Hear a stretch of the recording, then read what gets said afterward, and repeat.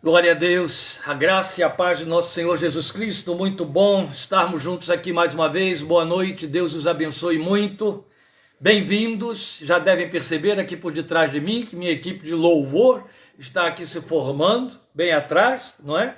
Para apresentar o cântico que vai introduzir a nossa meditação desta noite, que você já esteve lendo aí na nossa página, não é isso? O Manancial da Vida, baseado em Oséias capítulo 14, que leremos depois do louvor, depois que forem apresentados os que aqui estão, porque temos uma surpresa para os que estão longe. Os que estarão aqui amanhã em nosso culto presencial já sabem muito bem dessa presença ilustre que está aqui. Sentadinha aqui, não dá para vocês verem? Está a Dona Lé, que vai ficar de pé agora, só para que vocês possam ver, a mãe do missionário Leandro, chegada lá do Rio de Janeiro. Eu queria dizer a vocês que ela veio exclusivamente para estar aqui conosco este fim de semana. Eles saem daqui, vão para Uberlândia e ela volta para o Rio. Chegou hoje do Rio e volta para o Rio porque veio só para estar aqui conosco. Privilégio meu, viu?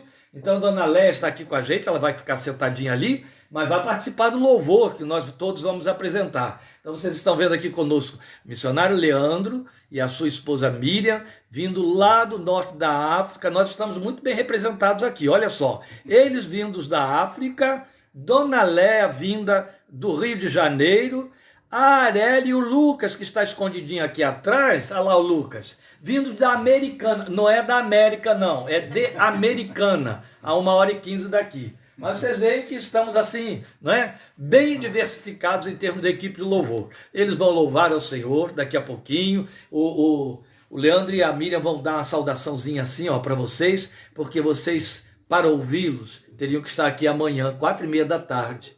Dá tempo. Se alguns aí pegarem um avião lá, por exemplo, o irmão Eugênio de Aracaju, ainda dá tempo de chegar. Se os que vierem aqui de um pouquinho mais distante começarem a vir de manhã cedo, também dá tempo.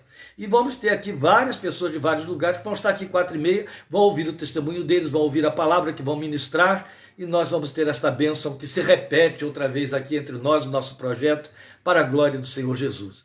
Muito bom. A gente está muito contente.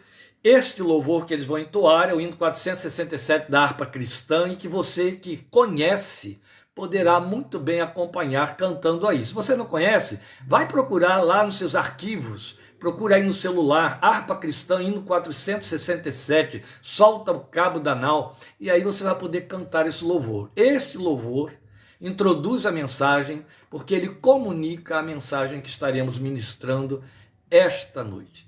Então vamos participar com eles dessa adoração que o Lucas vai estar tocando ali.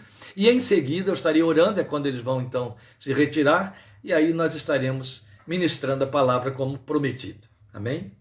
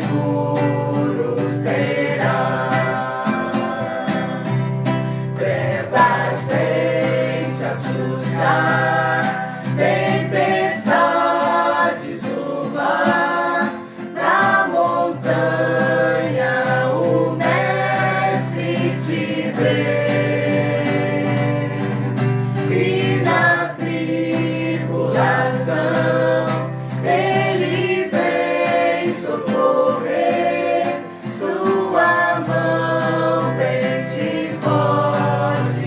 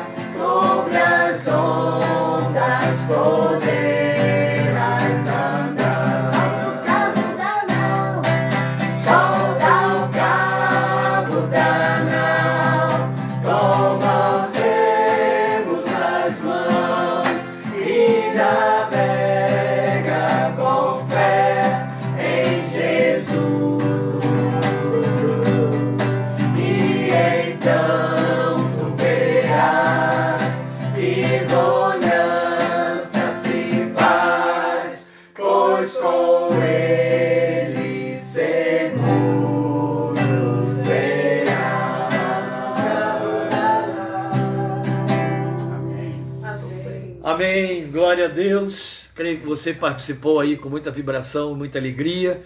Eles estão se deslocando agora, agradeço muito a participação que enriquece tanto esse nosso momento de live. E bendizemos a Deus, amanhã temos mais, né? Glória a Deus por isso. E vamos então ler a palavra de Deus em Oséias, capítulo 14. Eu convido você a abrir sua Bíblia em Oséias 14. Leremos os versículos 8 e 9. E depois estaremos orando para então falarmos com Deus e ouvirmos a sua voz falando conosco. Eu sei, irmão Eugênio, que vontade não falta, é uma brincadeira minha, mas eu sei que é meu desejo, né? Se eu pudesse ter todo mundo aqui conosco amanhã, participando, porque eu sei quão edificante é, quanto nos abençoa cada vez que este casal volta ao Brasil, está entre nós e divide conosco as experiências que tem vivido no campo tão distante e com tamanho desafio que eles enfrentam para servir ao Senhor Jesus e pregar a palavra de Deus ali. Oséias, capítulo 14, versículos 8 e 9 é a nossa leitura. O que Efraim ainda tem com ídolos? Sou eu que lhe respondo e dele cuidarei. Sou como um pinheiro verde.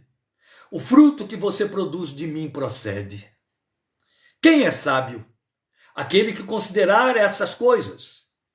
Quem tem discernimento? Aquele que as compreender. Os caminhos do Senhor são justos. Os justos andam neles, mas os rebeldes neles tropeçam. São os dois últimos versículos do livro de Oséias, da profecia de Oséias. Vamos falar com Deus. Pai, a Ti levantamos nosso coração e a nossa alma, agradecidos, já tendo feito a nossa confissão de dependência e de confiança em Ti, através do cântico que acabamos de entoar. Bendizemos o Teu santo nome, porque esta é uma verdade total e completa. Quando pedimos mais fé, Tu ouves. Quando estamos que mesmo debaixo de tribulação, Tua mão nos vem socorrer. Tu és o capitão da nossa confissão. Tu és a razão dela. Tu és a nossa fonte de sustentação e segurança, aleluia. Tu és a nossa garantia, Tu és a nossa motivação, Tu és nossa esperança, Tu és nosso arrimo, aquele que aplana os nossos caminhos. Cremos nessas verdades e as confessamos, mas queremos vivê-las na realidade do nosso dia a dia.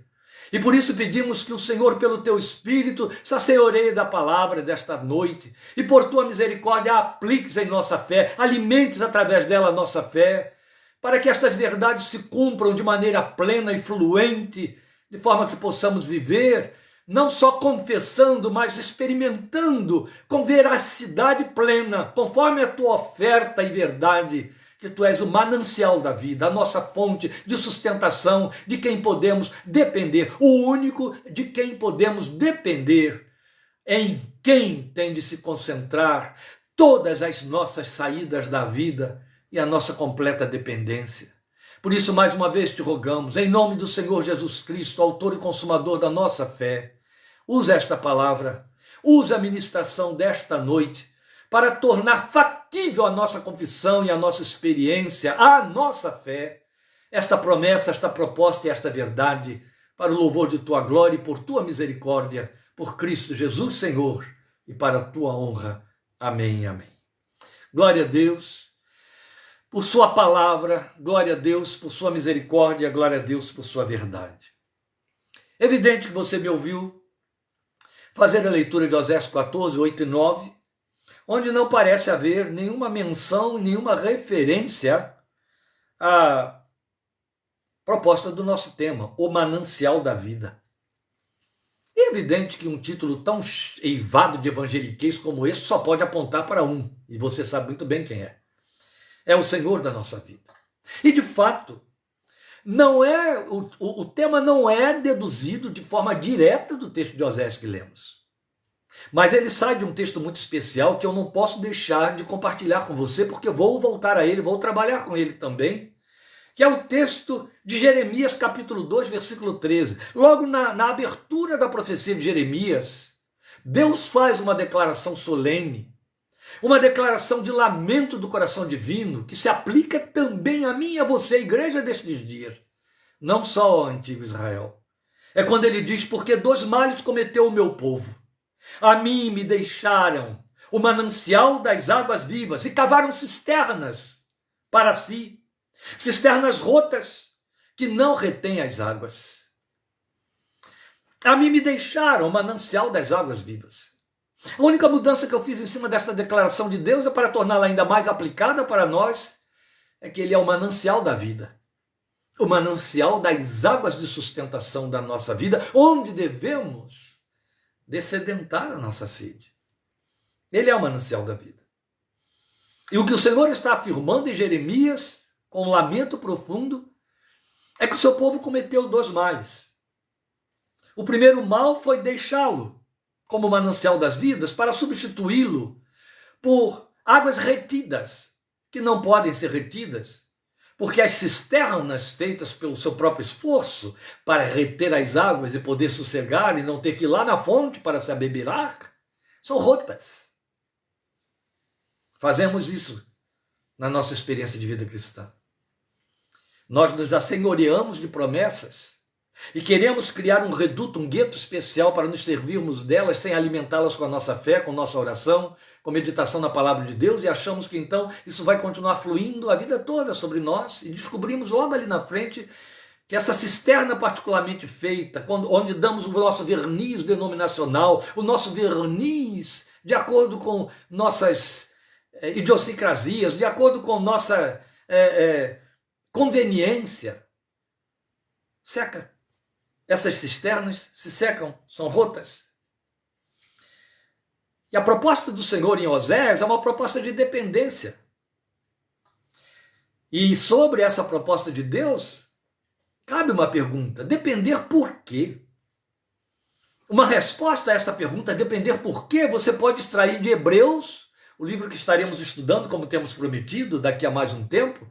Hebreus capítulo 1, versículo 3, um dos textos mais solenes do livro de Hebreus e que eu gosto muito de citar, porque ele tem uma declaração de uma verdade suprema.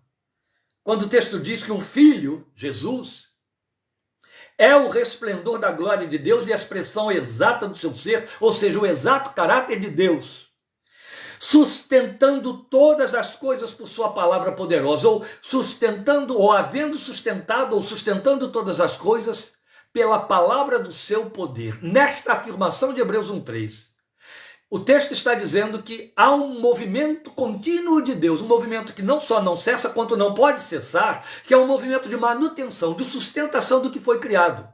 Sustentação de todas as coisas criadas pela palavra do seu poder. A mesma palavra que as criou, em Gênesis capítulo 1, continua dando ordens para que elas continuem nos mantendo vivos e sustentando na existência o cosmos. O Deus que disse, haja, continua repetindo, nossos ouvidos não ouvem, mas o universo obedece. Continua havendo, continua havendo. E ele está então sustentando todas as coisas por sua palavra poderosa.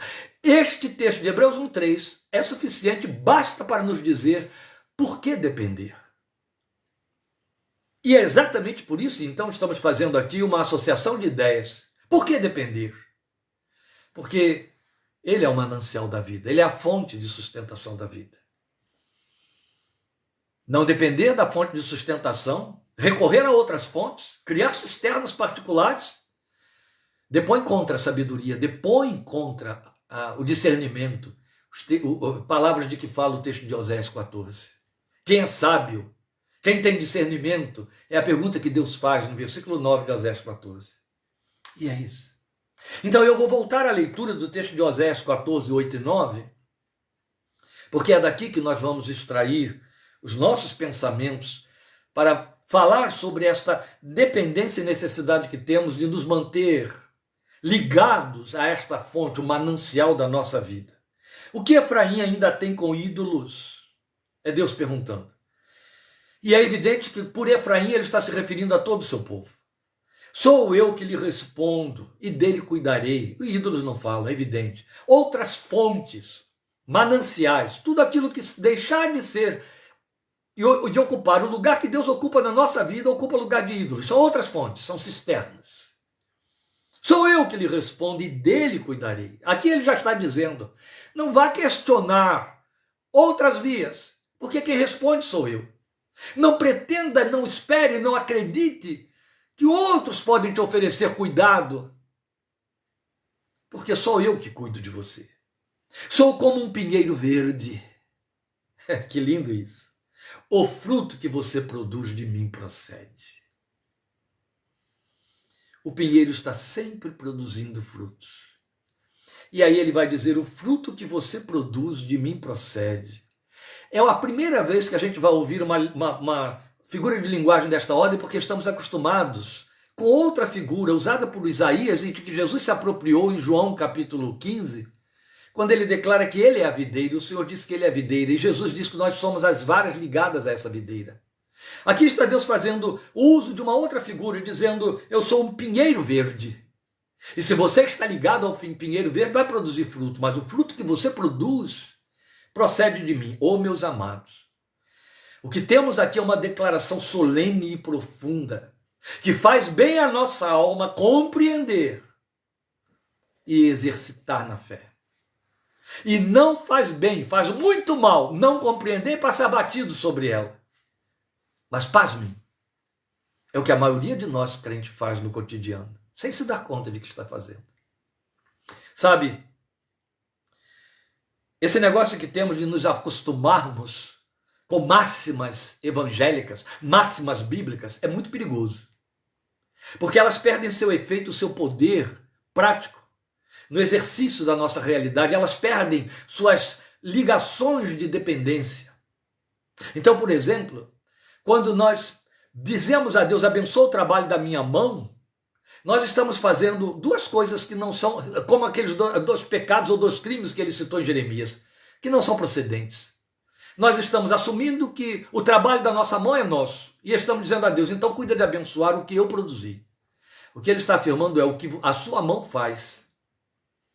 Aquilo que te custou anos de preparo, de experiência, de técnica, de estudos, de investimento na sua vida, ocupou tempo numa cátedra, numa faculdade, num cursinho de preparação de Senai, dentro de uma oficina, no campo. E que você então aprendeu com homens, aprendeu com mulheres, aprendeu com mestres, aprendeu com leitura, com pesquisa, com experiência. É o seu fruto. Você não é a fonte dele. As vias todas, homens, mulheres, livros e etc., foram apenas canais.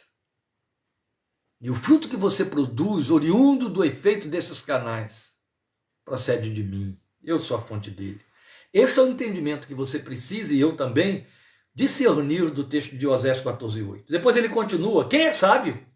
Aquele que considerar essas coisas, o que acabamos de dizer. As coisas são o que acabamos de dizer. O fruto que você produz de mim procede. Quem tem discernimento? Aquele que as compreender. Pois bem, estes textos então nos respondem a uma pergunta não feita: de quem depender? É evidente que o texto também está nos dizendo de Deus, sem usar essas palavras. E a resposta já acabamos de expor aqui para os irmãos. Porque ele é a fonte. Ele é a única que não se esgota. Por isso que ele se chama a si próprio de manancial das águas, e nós estamos chamando de manancial da vida. E é fato. Vejam, há 3 assertivas aqui, eu vou trabalhar com elas, porque nosso tempo hoje de ministração é mais curto, mais objetivo. E eu quero que você atente e me acompanhe nessas 3 assertivas. A primeira dela é, e todas elas eu vou colocar na forma de pergunta, são 3 questões que ao mesmo tempo fazem afirmações. Então são 3 assertivas. Até onde estamos convictamente conscientes desta verdade que revela a natureza de Deus? O que estamos chamando de natureza de Deus? Ora, você vai conhecê-lo pela revelação do Novo Testamento como Pai.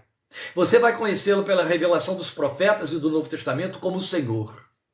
Mas você o conhece pela exposição bíblica a partir dos 2 primeiros versículos da Bíblia, de Gênesis capítulo 1, como o Criador de todas as coisas. Ele é o Criador. Existe uma distância abissal entre o crente convictamente convencido da verdade exata da palavra de Deus e todos os outros, ou seja, não crentes e também os crentes que fizeram adaptações e agregações a esta verdade inegociável. Deus é Criador. E Ele é Criador de forma absoluta e exata. Ele é o Criador da existência em 7 dias. Todas as prerrogativas do evolucionismo e ainda aqueles que vieram trabalhar com evolucionismo bíblico e evolucionismo teológico vão totalmente e frontalmente contra a afirmação sistemática, categórica e inegociável de Gênesis. No princípio, criou Deus todas as coisas. A Gênesis 1:1, nós temos de associar Hebreus 1:3. Ele está sustentando todas as coisas por essa mesma palavra de poder com que as criou.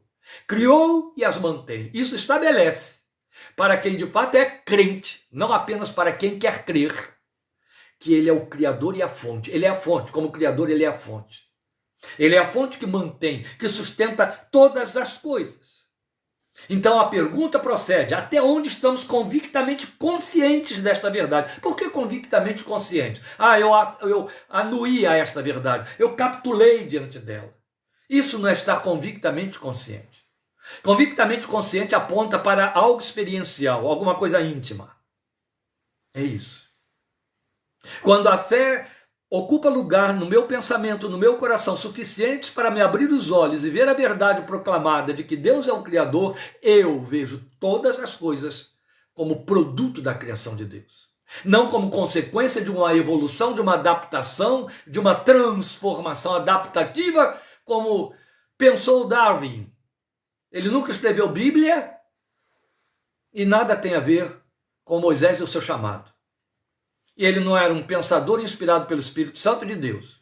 E as suas assertivas ou afirmativas carecem de comprovação até a última instância e vai continuar assim para sempre.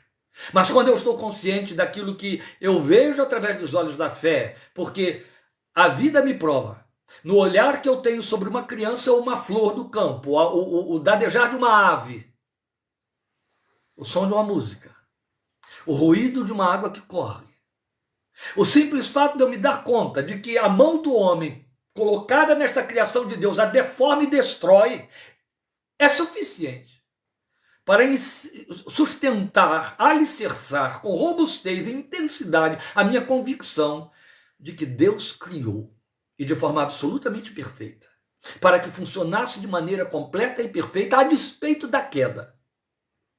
Porque a Bíblia diz que ao cair o homem, ele sujeitou toda a natureza à maldição. Isso não quer dizer que Deus tornou imperfeita a sua obra, mas que o homem começou a depedrá-la e a destruí-la. E é fato. Hoje nós somos filhos de uma geração altamente danosa, danificada e prejudicada pela grande evolução humana, a exaltação do ser humano como seu próprio criador, depois do período marcado na história como a era industrial. Está mais do que comprovado, do pouco que nos fazem saber, porque há muito mais informação que está contida, retida para pânico dos próprios cientistas e pesquisadores, quanto que a geração de nossos pais e nós, pior do que eles, fizemos, temos destruído nos últimos 80 anos. Então isso inclui Primeira Guerra Mundial e Segunda Guerra Mundial, e vai até os meados do século XVII, quando a Revolução Industrial começou, como temos destruído o que milênios formaram e criaram no planeta. Em apenas dezenas de anos, nós temos feito uma destruição que acabou com aquilo que foi constituído e que se manteve sustentado e perfeito por milênios. Não há termo de comparação, não há como fazer paradigmas aí de proporcionalidade, não há. É impensável.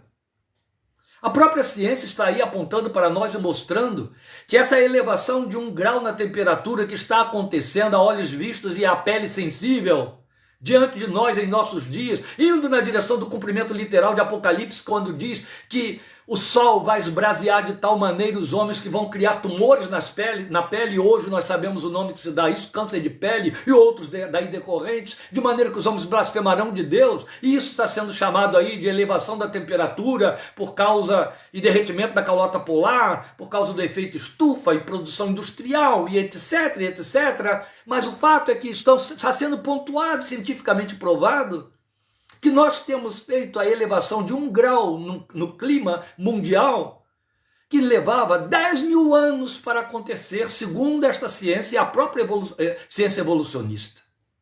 Aquilo que levaria 10 mil anos para mudar, nós estamos mudando em dezenas e agora não está chegando nem a dezenas. Está de uma corrida galopante, desenfreada, olha os bichos, notícias que correm todos os dias. Uma hora o calor esbraseante está matando no norte, outra hora está matando no hemisfério norte, outra hora está matando no hemisfério sul. Isso para falar só de um detalhe. Para dizer o quê? Que estas coisas todas têm de falar para homens e mulheres de fé que Deus é criador. E a mão do homem posta nessa criação, não, ao detonar, deteriorar e estragar, só prova o fato de que Deus é o Criador. Sabe?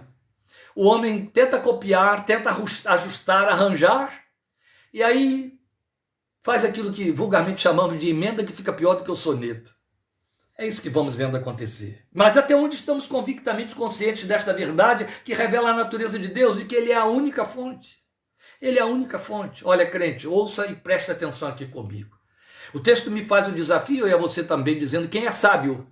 Quem é sábio para entender estas coisas? Quem é suficientemente discernível, tem discernimento para as compreender? Para saber e para compreender. Temos de ser sábios e ter discernimento suficiente para perceber que Deus é a fonte exata, absolutamente perfeita da criação de todas as coisas, e o homem nunca chegará neste nível.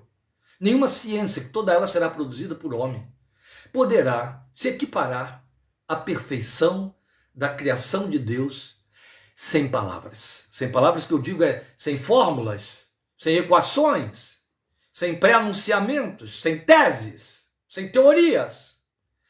Resultados, é assim que se lê a criação de Deus. Mas quando, até onde estamos convictos de que Ele é fonte? Quando eu sei que Ele é fonte, eu me volto para a fonte, eu começo a entrar pelo caminho do acerto, do conserto das coisas individuais e particulares. É isto. Até onde estamos conscientes, convictamente, de que Ele é a fonte de sustentação de tudo. Por que é importante eu estar enfatizando tanto e voltando tanto a esta primeira assertiva? Porque somos levados por uma influência que trazemos até mesmo do tempo em que tínhamos uma natureza adâmica exclusivamente, sem o Espírito Santo habitar dentro de nós, fomos induzidos, condicionados a crer nos efeitos, a crer nos resultados daquilo que nos cerca, a dar validade plena àquilo que a mente humana inventa, a ponto de acreditarmos que é melhor, mais eficaz do que a criação pura e simples de Deus. Haja vista o fato de que hoje precisamos exortar o ser humano a voltar à simplicidade, ninguém quer. E onde é, e por onde é que desaparece a simplicidade? É através daquilo que se inventa, que se cria, que se reproduz através de fórmulas humanas. Este é o resultado. Havia um desenho animado, ele existe por aí, uma adaptação que foi feita pela Disney, Mowgli, o Menino Lobo. Uma cena muito bonita, muito interessante desse desenho cativante, com as suas músicas, com suas cores, com a sua própria história adaptada. Mostra lá o urso, amigo do garoto, né, o hinduzinho que se perdeu, se criou na selva. Mostra o urso passando por um determinado lugar, tirando um cacho inteiro de banana, uma penca de banana inteira do pé da bananeira, arrancando uma banana para comer, jogando o cacho todo fora, e sair comendo e cantando somente o necessário. O extraordinário é demais. A cena jocosa, é divertida, mas aponta, sabe para o quê? Para o mundo animal com a sua simplicidade e realidade. É como se os animais, e é fato, tivessem a capacidade de entender. Deus criou e ele é a fonte. De uma penca inteira eu só preciso de uma banana. É evidente que se eu começo a suprimir a quantidade daquilo que é criado, eu vou vender, encarecer e ter meu lucro. Quando eu tenho consciência de que Deus é fonte criadora de todas as coisas de que eu posso me servir neste mundo e não do que o homem está produzindo, eu me volto para Ele. Eu me volto para a fonte. Se Ele é a fonte criadora de todas as coisas e sustentadora, Ele é a fonte da saúde. Ele é a fonte da sustentação da vida, da minha vida pessoal, particular, e por aí vai.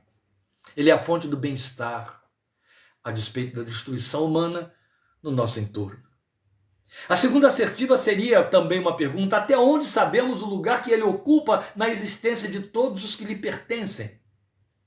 E a terceira: até onde sabemos o lugar que ele ocupa no particular da nossa existência pessoal? Então, quando eu falei existência de todos os que lhe pertencem, eu estou me referindo à coletividade, ao povo. Mas aqui estamos dizendo, e no particular, até onde eu estou consciente de que ele, qual é o lugar que ele ocupa na minha existência pessoal, como fonte, tudo isso é como fonte. Bem, vamos voltar à primeira assertiva, até onde estamos conscientes da verdade que revela, essa verdade que revela a natureza de Deus, que ele é a única fonte de sustentação de todas as coisas. A primeira é respondida e revelada em Hebreus 1:3. Por isso é que eu fiz questão de citar o texto de Hebreus 1:3. Ele está sustentando todas as coisas que ele criou, pela palavra do seu poder. Quando a fé particular, a fé individual, a fé do povo de Deus, a fé no coração da igreja, crê e confessa que Deus continua dando ordem para a sustentação de todas as coisas, o mínimo, como todo produto de fé, é descanso e segurança. Quando é que, de fato, a fé se torna eficaz? É quando, sem efeitos, ela produz descanso. A Bíblia toda, e muito especialmente através do grande oráculo que é o profeta, o Filho de Deus, o varão profeta, poderoso em obras, estabelecido por Deus, aquele através de quem Deus nos falou ultimamente, Jesus, apela para nós, a palavra de Deus apela para nós, Jesus apela para nós, o Espírito apela para nós, a que confiemos e dependamos dele, dependamos de Deus. Este é grande apelo dele feito em Oséias. O teu fruto depende de mim. Jesus também fez. Sem mim vocês nada podem fazer. Venham a mim para que vocês encontrem descanso para as suas almas.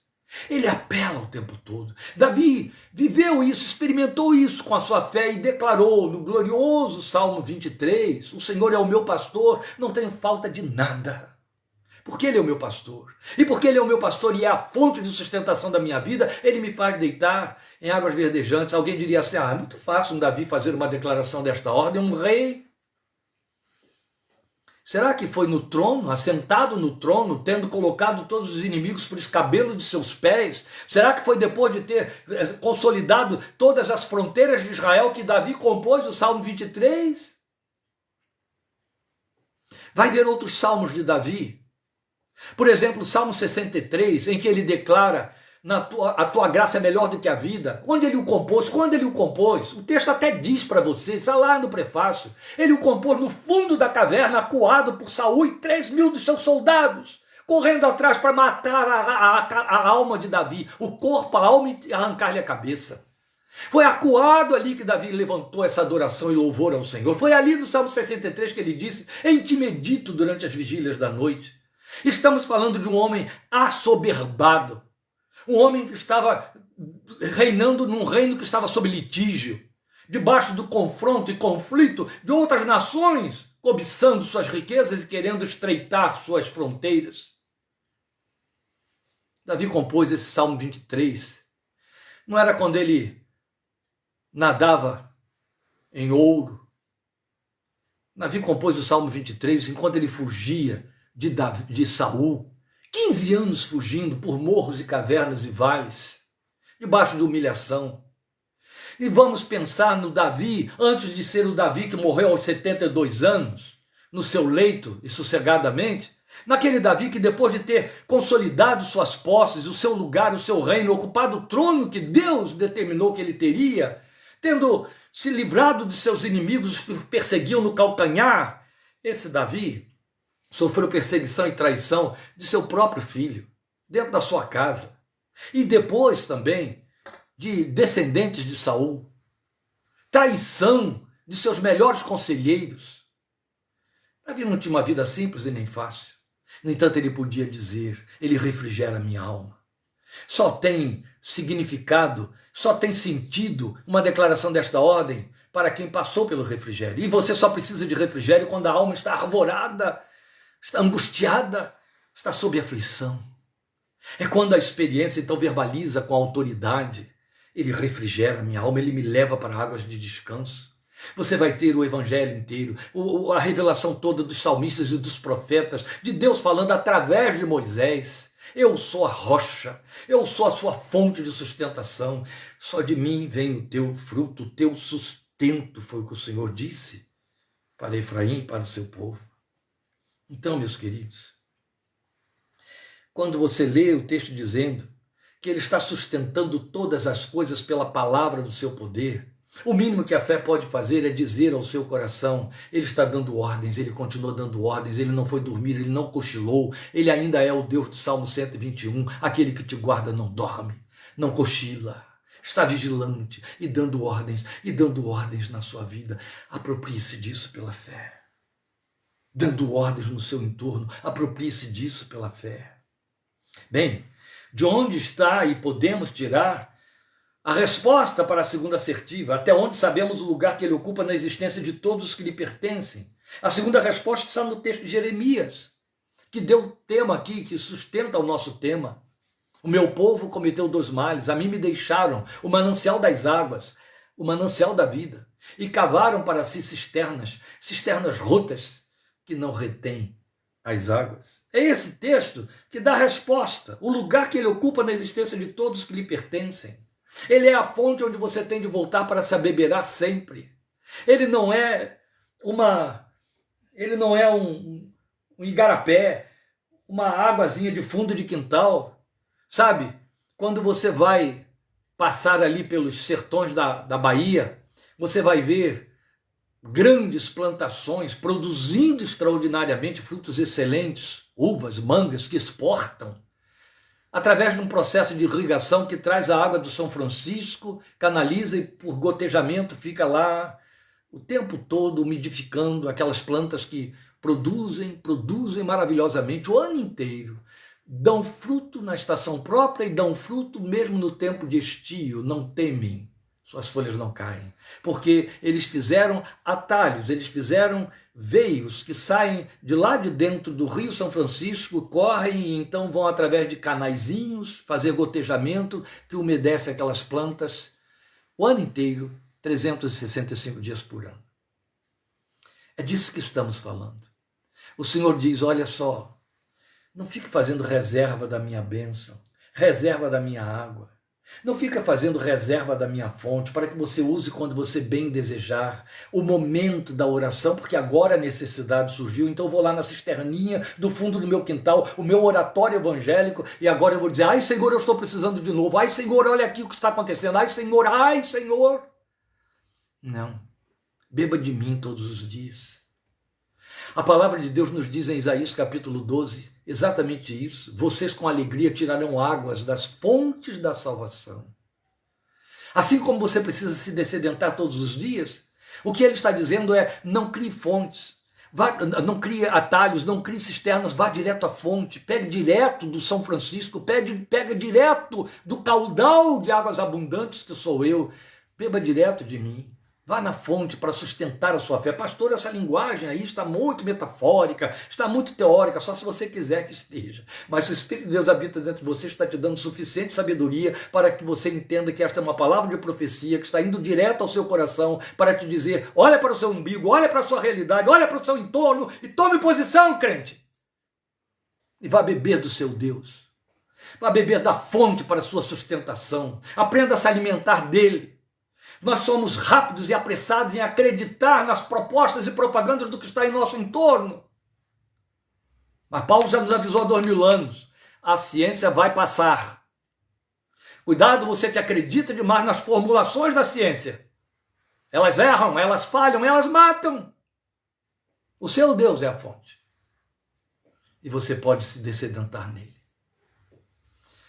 Não estou dizendo que você não vai recorrer a esses recursos. Nunca esqueça que o Deus que podia ter, com um sopro, derrubado as muralhas de Jericó, mandou o povo correr ao redor delas 7 dias, produzindo um efeito que nós conhecemos na ciência, no mundo da física, como sons artesianos que derrubaram aqueles muros de Jericó e o povo então entrou na cidade. Deus se usa, Deus faz uso dessas vias, mas o crente não tem o direito de olhar para elas como fonte, mas precisa entender que elas são única e exclusivamente vias. A fonte é o Senhor. Elas falham, mas se Ele é a fonte, Ele nem sequer as deixa falhar. Ele se serve delas e faz produzir o resultado que esperamos. O teu fruto de mim procede, Ele disse. Qual é o lugar que Ele ocupa na existência de todos que lhe pertencem? O lugar de manancial. A fonte onde eu posso ir e devo me dessedentar. Como reforço disso, nossa terceira assertiva. Qual é o lugar que ele ocupa no particular da nossa existência pessoal? Agora estamos deixando de pensar como povo, deixando de pensar como a igreja no coletivo, mas como a igreja no individual. A pessoa do crente. O sujeito. Eu e você, que tem nome e sobrenome. Você que o adora como filho, o chama como pai e diz, me salvou, tal como Paulo diz. Cristo amou a igreja, a si mesmo se entregou por ela, mas particularizou. Cristo me amou e a si mesmo se entregou por mim. As duas verdades são absolutas. Todas elas dizem a mesma coisa.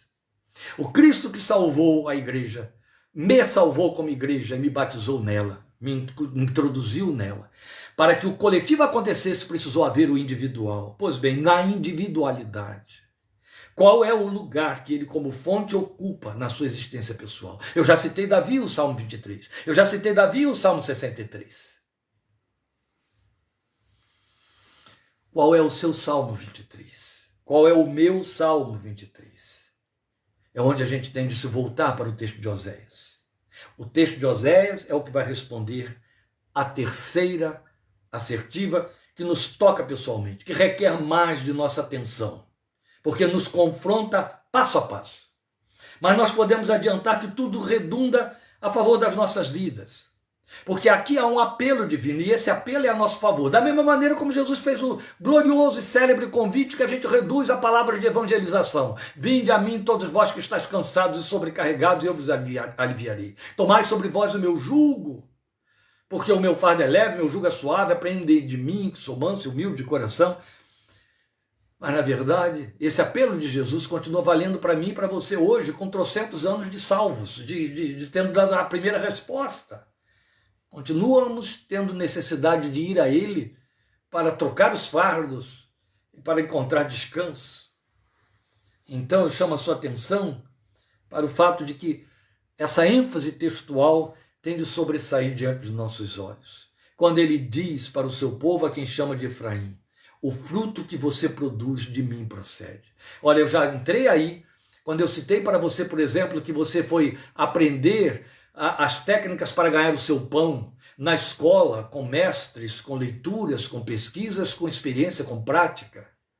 Mas o mundo todo corre para te dizer, e te aplaude, né, te dá títulos, para levar você a voltar os olhos para si mesmo e entronizar-se como o Deus do humanismo.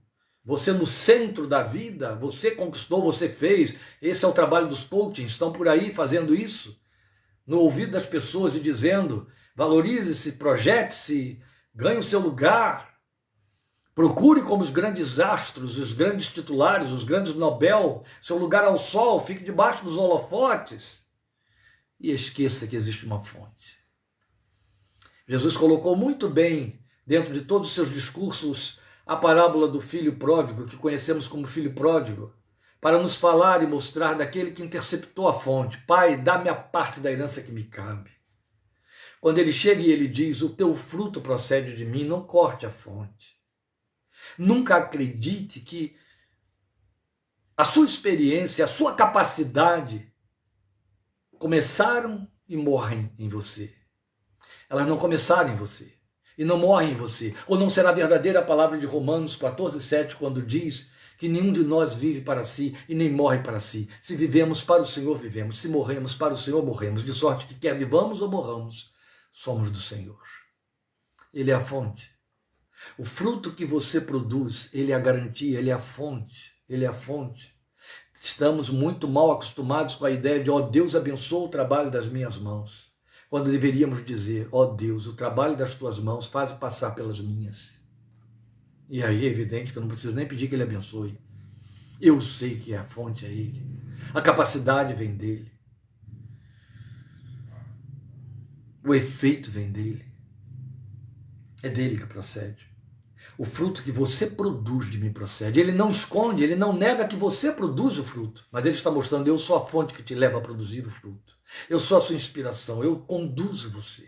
Eu capacito você. Oh, meu Deus, quando damos uma guinada nisso, quando damos uma guinada nessa verve, ou nessa vibe, como diz o povo nos dias de hoje, nessa tendência que o ser humano tem de acreditar em si mesmo e de confiar na força do seu braço e da carne, quando damos uma guinada nisso e dizemos não, não, não, é ele, é dele. Aquele que se gloriar, Paulo disse, glorie-se no Senhor, é ele.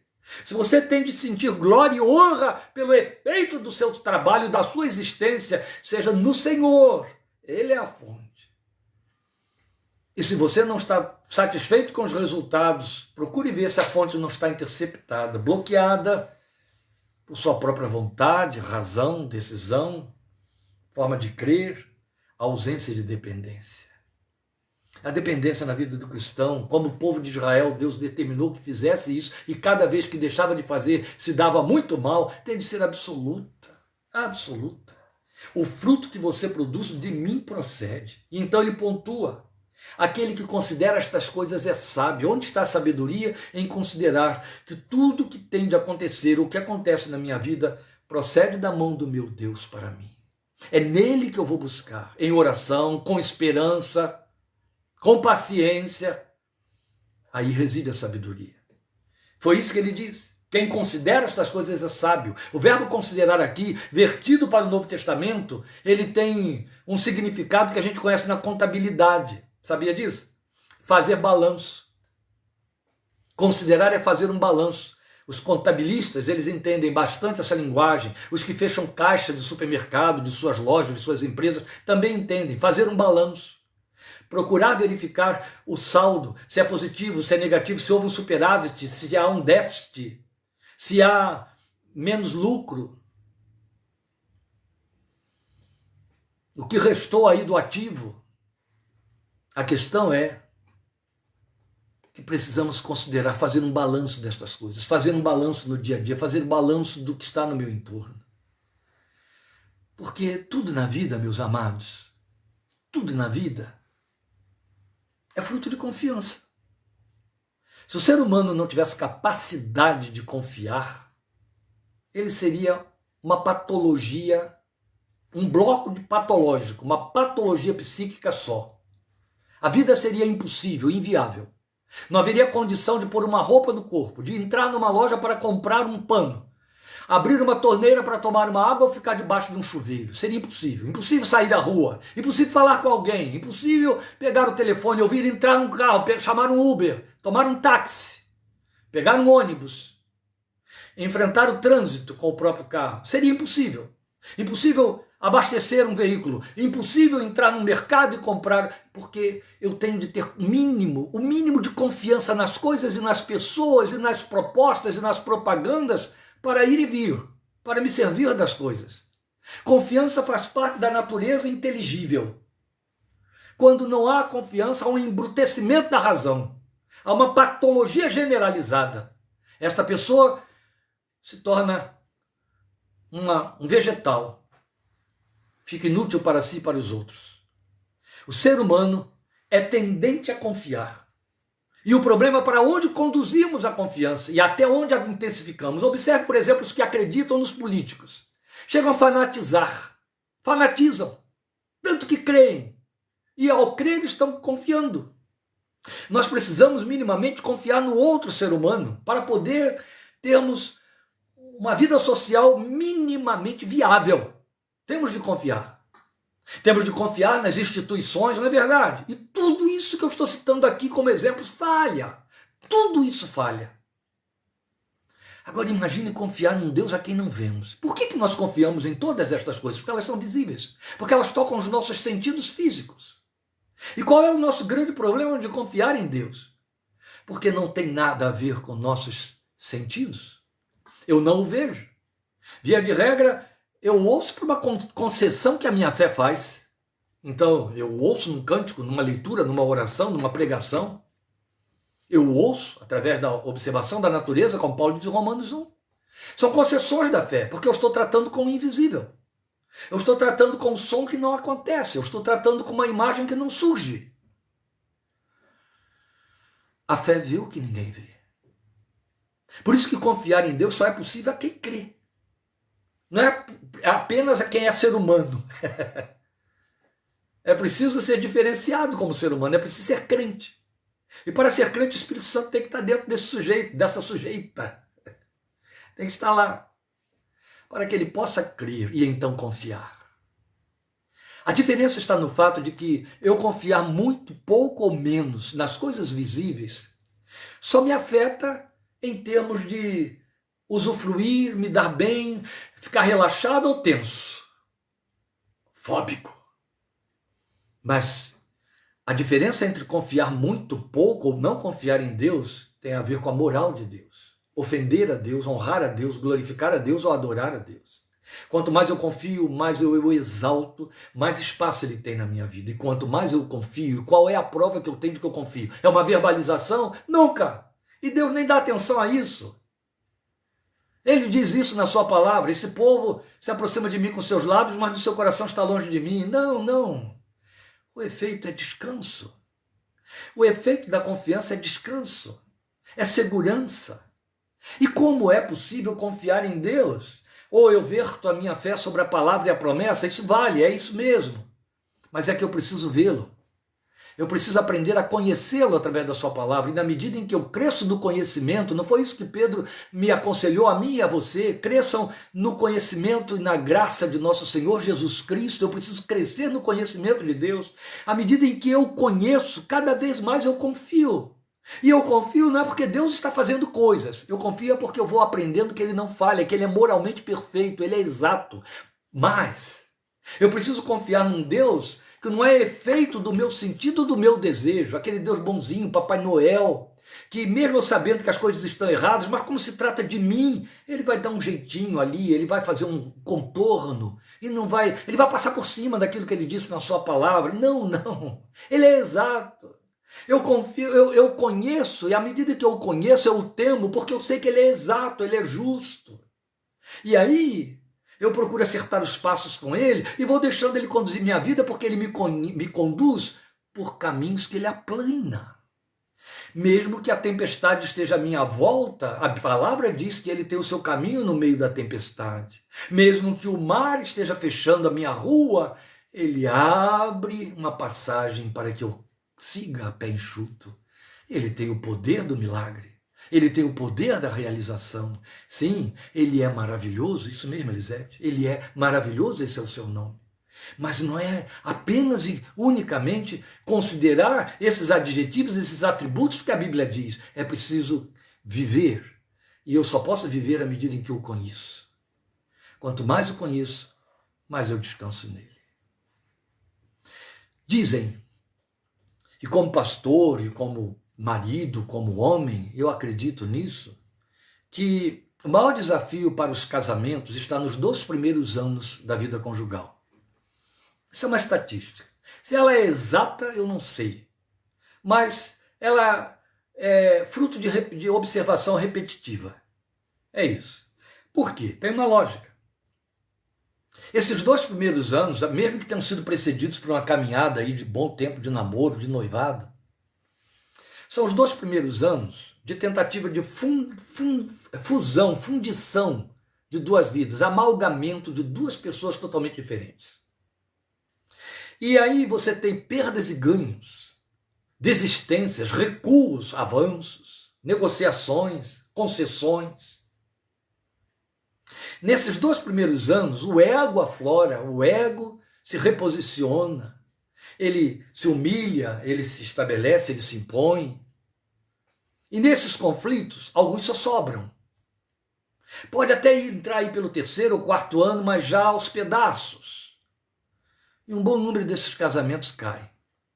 Ah, mas eu conheço casamento que cai depois de 15 anos. Sim, tem lá suas razões particulares. Mas pode ter certeza de que o germen do problema aconteceu nos primeiros anos dessas trocas que não aconteceram como deveriam. Pois bem, e conforme vence-se e passa-se o tempo, ele vai se solidificando, não é assim? É fato também da vida que os casais vão se amando cada vez mais. Vão criando o que nós entendemos, e a Bíblia aponta nessa direção, como interdependência. Vão criando uma dependência mútua. Um começa a depender totalmente do outro. E aí entender o que a Bíblia diz, que os 2 serão uma só carne. Então, automaticamente vão fazer a equação: eu sou metade. Eu sou apenas metade desta fusão. A minha outra metade está ali. Eu dependo da outra metade para me completar, senão eu estou incompleto. Por que eu estou usando essa linguagem? Porque a caminhada e o conhecimento, o crescimento do crente com seu Deus é como um casamento. Daí a Bíblia dizer que a igreja é a noiva, Jesus é o noivo. Ele é o nosso marido, como ele diz em Isaías 54. Ele se apresentou assim a Israel. Ô, meus queridos, à medida em que eu vou crescendo no conhecimento, eu vou confiando, como os cônjuges vão confiando mais no outro, cada vez mais. Confia, troca segredos, e confia, troca outras coisas, mais sérias, mais comprometedoras do que segredos. Trocam a vida, criam uma interdependência. Não existe, como diz muito bem colocadamente um irmão muito querido, não existe esse negócio de você tem sua conta, eu tenho a minha, eu não tomo conhecimento da sua. Isso aí não é casamento. Isso é ajuntamento com registro em cartório. Não há amalgamento. Eu sei que aqui eu já estou levando de rodado, dando cacetada aí em 1 milhão de pessoas, mas verdades precisam ser confrontadas, colocadas assim, né, como espelho. A Bíblia funciona como espelho diante de nós. A verdade, meus queridos, é que no trato com Deus não é diferente. Eu vou crescendo no conhecimento, vou confiando, e à medida que eu vou confiando, eu vou descansando mais nele. A ponto de chegar àquele nível em que Paulo pôde dizer, e Abraão também, Eu sei em quem tenho crido. Paulo disse isso dentro de um contexto de prisão, de sentença de morte promulgada já. Paulo disse isso dentro de um contexto de humilhação, não foi de um futuro de prosperidade, de bem-estar, de conquista, de ter seu nome colocado em grandes painéis. Não. Foi num contexto onde ninguém quer entrar. Pregador de catacumbas em Roma, nos subterrâneos da cidade profana. Foi ali que ele escreve para Timóteo e ele diz: eu sei em quem tenho crido. Aleluia. Quando o seu coração, mais do que verbalizar, o seu coração, não a sua boca, puder dizer, eu sei em quem tenho crido, aí você vai entender que está no caminho da sabedoria. Aí você vai entender que está no caminho do discernimento. Aquele que compreende estas coisas, o texto diz, é quem tem discernimento, ou seja, tem capacidade plena de percepção, é espiritual. Oh, meus amados. O texto nos envia um apelo divino. Sou eu que cuido de ti. Está aí na segunda parte do versículo 8. Sou eu que lhe respondo e dele cuidarei. Sou eu que cuido de ti. Pedro chega para mim e para você, eu já vou terminar, e ele diz, para mim e para você. Lança sobre ele todas as suas ansiedades, porque ele tem cuidado de você. Ele tem cuidado de você. Há um cântico bonito entre nós que diz, pensa em mim, Jesus, lá da sua cruz, lá da sua luz. Cristo pensa em mim. Aleluia. Ele tem cuidado de você. Não cai um só cabelo da sua cabeça sem que seja do conhecimento do teu Pai, disse o Senhor. Davi disse, ainda a palavra não me chegou à boca e ele já entende toda. Ele pensa em você. E é por isso que ele chega para mim e para você. E aí eu me remonto à mensagem do domingo passado, Salmo 46, 10. Aquieta-te. Deixa eu ser Deus. Tudo que você fizer procede de mim. Eu cuido de você. Dê ao Senhor este voto de confiança na sua fé. Não ponha outro disputando com ele, não ponha circunstâncias disputando com ele, não ponha amigos, não ponha parentes, não ponha cônjuges, não ponha filhos, não ponha pastores, não ponha outros, não ponha ninguém em paralelo. Não estou dizendo que você despreze as outras pessoas, não estou dizendo que você tem de colocá-la acima de todos. Todos vão falhar até por fraquezas da vida. Ele nunca. Até que você possa dizer, eu sei em quem tenho crido. Não falhará. Ainda que eu seja infiel, ele permanecerá fiel. Não pode negar-se a si mesmo. Glória seja o seu santo nome. O Senhor te abençoe, o Senhor te guarde. O Senhor faça resplandecer o seu rosto sobre ti e tenha misericórdia de ti. O Senhor sobre ti levante o seu rosto e te dê paz. Solta o cabo da nau. Toma os remos na mão e navega com fé no Senhor. Aleluia! Amados, amanhã teremos aqui culto presencial sem transmissão. E no próximo domingo eu estarei viajando de novo, não teremos transmissão. Então eu vou dar mais uma vez uma semana de descanso a vocês, tá bom? Não pode ser diferente. Deus te abençoe, te fortaleça e te guarde. Obrigado por sua companhia, em nome de Jesus. Amém.